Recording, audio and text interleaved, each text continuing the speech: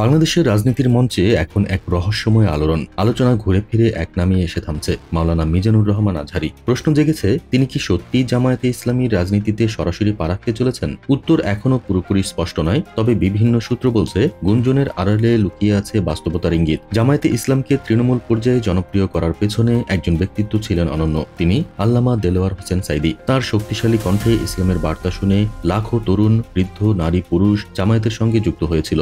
সাঈদী ছিলেন শুধু জামায়াতের নেতা নন, ইসলামী রাজনীতিরই এক মূল্যবান সম্পদ। অথচ সেই সম্পদকেই 2010 সালের পর আওয়ামী লীগ ভারতের পরামর্শে টার্গেট করে ধ্বংস করেছে, এমন অভিযোগ রাজনৈতিক অঙ্গনে বহুল প্রচলিত। সাঈদীর পাশাপাশি আরও কয়েকজন শীর্ষ নেতাকে হত্যা করে ভেঙে ফেলা হয় জামায়াতের জনপ্রিয়তার মেরুদণ্ড। শহীদ কামরুজ্জামানের মৃত্যুতে ধ্বংস হয় কৌশলগত শক্তি, আর মীর কাশেম আলীর মৃত্যুর মাধ্যমে ব্যবসা বাণিজ্যিক ভরসাটুকু ভেঙে দেওয়া হয়। তবে একটি অভাব থেকে গেছে, সাঈদীর মতো বিকল্প কাউকে গড়ে তুলতে পারেনি জামায়াত। এই শূন্যতা পূরণের সম্ভাব্য উত্তরসূরি হিসেবেই আজ আলোচনায় উঠে এসেছেন মাওলানা মিজানুর রহমান আজহারী। জানা গেছে, তিনি সম্প্রতি মালয়েশিয়া থেকে দেশে ফিরেছেন এবং জামায়াতের আমির ডক্টর শফিকুর রহমানের সঙ্গে দীর্ঘ সময় ধরে বৈঠক করেছেন। শুধু আলোচনা নয়, তাদের হাস্যোজ্জ্বল ছবি সামাজিক মাধ্যমে ছড়িয়েছে, জল্পনা আরও বাড়িয়েছে। অভ্যন্তরীণ সূত্র বলছে, আজহারী এখন সভা সেমিনারের মাধ্যমে ছোট ছোট ইসলামী দলগুলোকে একত্রিত করার চেষ্টা চালাবেন। একই সঙ্গে ঢাকার গুলশান, বনানীর মতো অভিজাত এলাকায় উচ্চশিক্ষিত শ্রেণীর কাছে ইসলামের শান্তিপূর্ণ রূপ তুলে ধরবেন। কিন্তু প্রশ্ন উঠছে, এতে তার ভাবমূর্তি কি ক্ষতিগ্রস্ত হবে?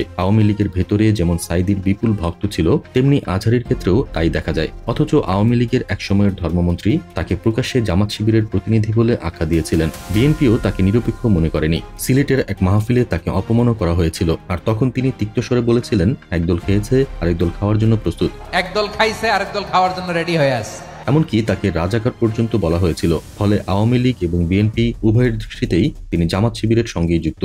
তাহলে প্রশ্ন জাগে, যদি সবাই তাকে আগেই জামায়াতের লোক বলে ধরে নেয়, তবে সরাসরি যোগ দিলে ক্ষতি কি? বরং রাজনৈতিক বিশ্লেষকদের মতে এতে তিনটি বড় পরিবর্তন করতে পারে। প্রথমত, আওয়ামী লীগ ও বিএনপির ভেতরের বিপুল সংখ্যক ভক্তরা জামায়াতের দিকে ঝুঁকতে পারেন। দ্বিতীয়ত, আজহারী যদি সম্ভাব্য ইসলামী জোটের পক্ষে প্রচারণায় নামেন, তবে ভোটের হিসাব নিকাশে বড়সড় পরিবর্তন আসতে পারে। তৃতীয়ত, সংসদে প্রবেশ করলে তিনি ইসলামের পক্ষে আইন প্রণয়নে মুখ্য ভূমিকা রাখতে পারবেন। এমনকি শিক্ষামন্ত্রী হলে নতুন শিক্ষানীতিতে কোরআন ও আধুনিক প্রযুক্তির এক অনন্য সমন্বয় দেখা যাবে। তবুও অনেকে মনে করেন, আজহারীর মতো জনপ্রিয় বক্তার নিরপেক্ষ থাকা উচিত। নোংরা রাজনীতির অঙ্গনে ঢুকে তার গ্রহণযোগ্যতা ক্ষতিগ্রস্ত হতে পারে। কিন্তু প্রশ্ন থেকেই যায়, যদি সবাই রাজনীতি এড়িয়ে চলেন, তবে দেশের পরিবর্তন কার হাতে ঘটবে? বিএনপি, আওয়ামী লীগের ঘূর্ণাবর্তে কি আবদ্ধ থাকবে জাতির ভবিষ্যৎ? এই প্রশ্নের উত্তর এখনো ঝুলে আছে অজানার আড়ালে। মাওলানা মিজানুর রহমান আজহারী কি সত্যিই জামায়াতে ইসলামীর পতাকা হাতে নেবেন, নাকি তিনি নিরপেক্ষ থেকেই ইসলামী দাওয়াতের মঞ্চে সীমাবদ্ধ থাকবেন? আপাতত এই রহস্যেই জমে উঠেছে সবার কৌতূহল।